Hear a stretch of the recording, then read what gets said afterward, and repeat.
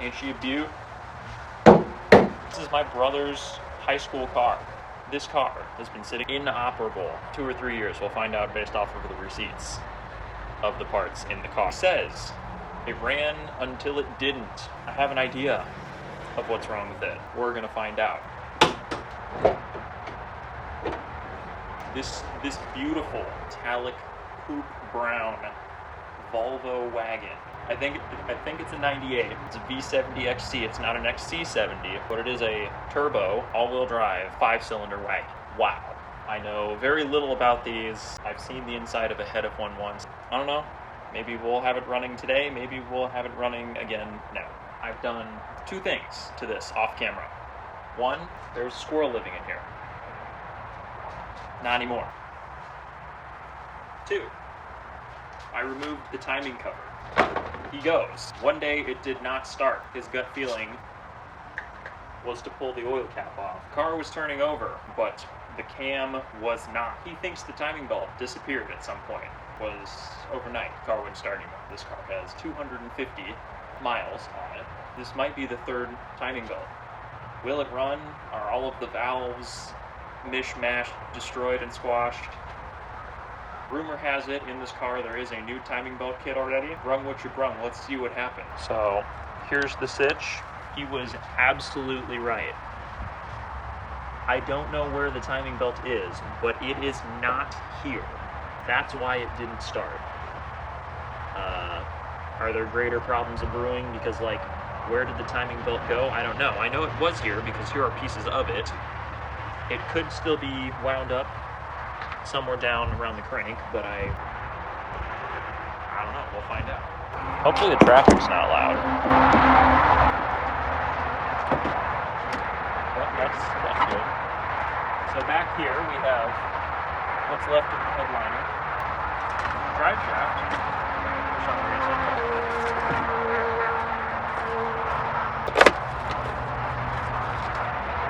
Yes, we have a used timing belt. Here's our brand new Gates timing kit, purchased in September 19th of 2021, so it hasn't ran in at least that long. I have serious doubts that this is all it's going to need. I'm going to bring you along for the ride. We'll see what happens.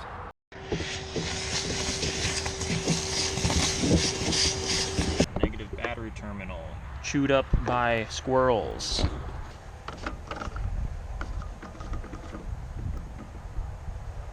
Uh-oh. There is not a drop of coolant in it.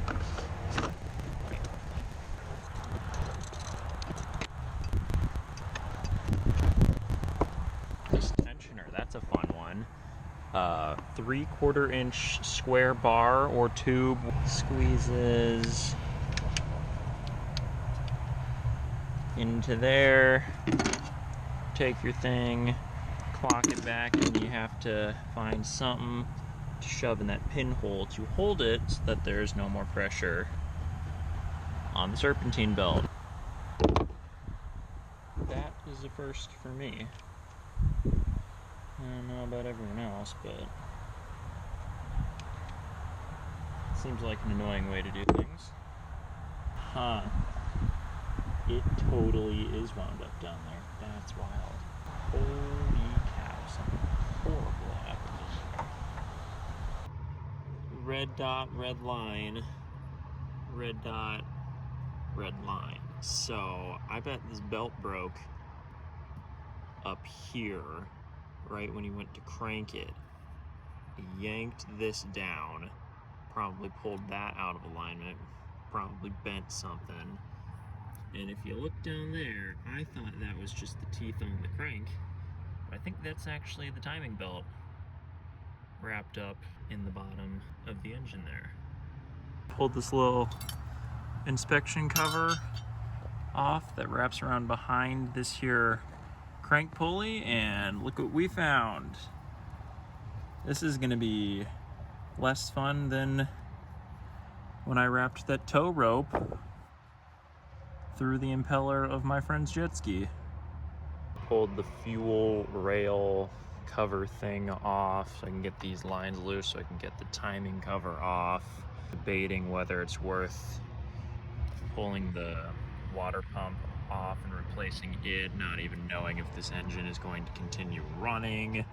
But I think there's at least a chance, because I spun the crank around multiple times and felt even pressure on every turn, so that leads me to believe that all of the valves are currently stuck closed. I don't know, it might be okay, but the thing being, there are many other issues going on here to begin with, so this is kind of just a crappy band-aid so it's not just rotting away in the driveway.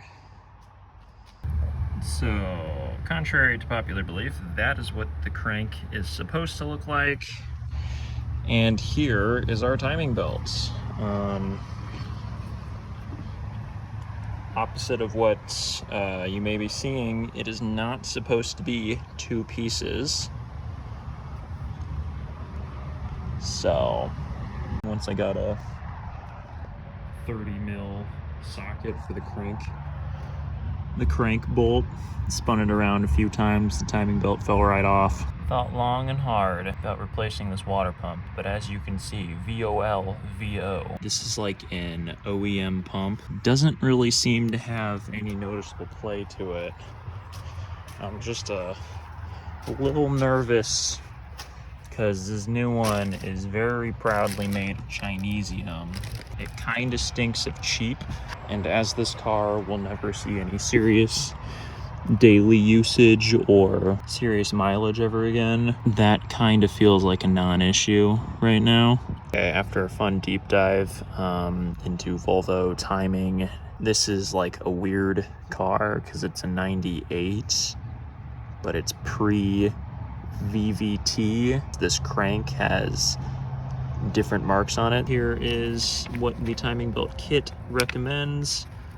If you have a single dot on your crank, put them in towards the marks on the cover, as you can see, without VVT, whereas this is the crank that I have with the marks on the top of the teeth, and then you center the oil pump line, therefore up and up. So everything says take your two little ticks and notch them towards these.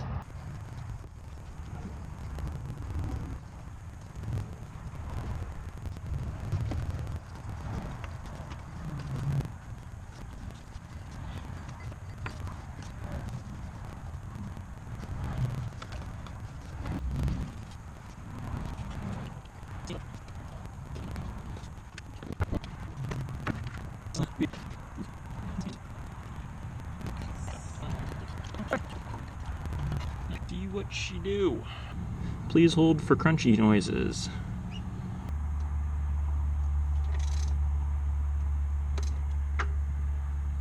Ooh. Okay, this is actually pretty funny. Keen viewers may have noticed from the beginning that there were actually two red dots that I totally just fell victim to. There's a very faint one back there. That's what lines up with the top ones.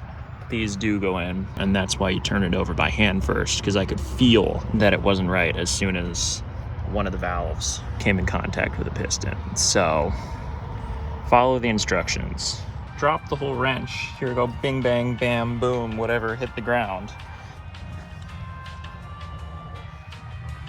Where's it at? Logically, it landed right there. That one took a second. One more time. I'm celebrate.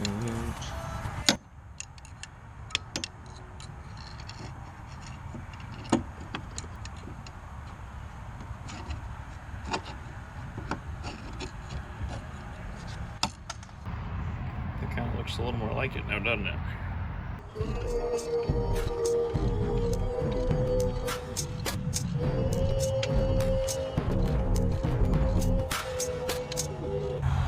Nice. This is for all the marbles.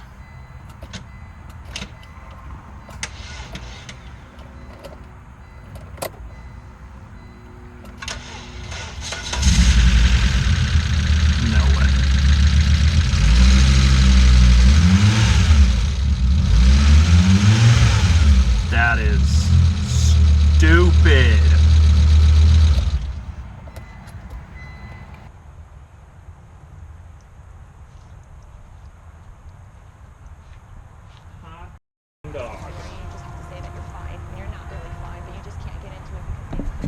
Okie dokie. Fix one problem. Discover what the next ones are. This tells me where all the coolant went because it was not in the coolant bottle.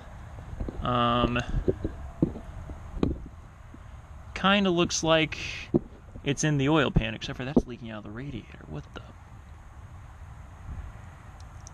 Oh, that's messed up, dude.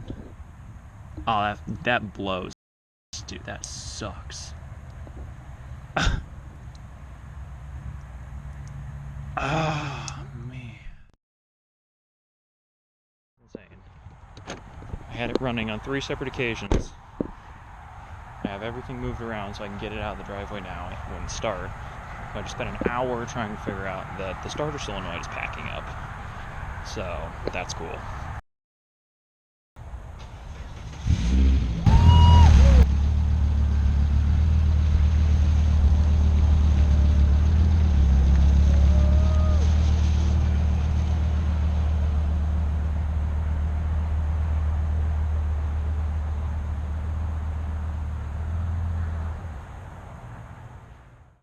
Okay, so unfortunately this is where my journey with this Volvo ends. Maybe this will provide some inspiration to keep this thing moving along. If nothing else, my mission is accomplished. The car does run again, though it is far from roadworthy. And you know what? For right now, that's just enough.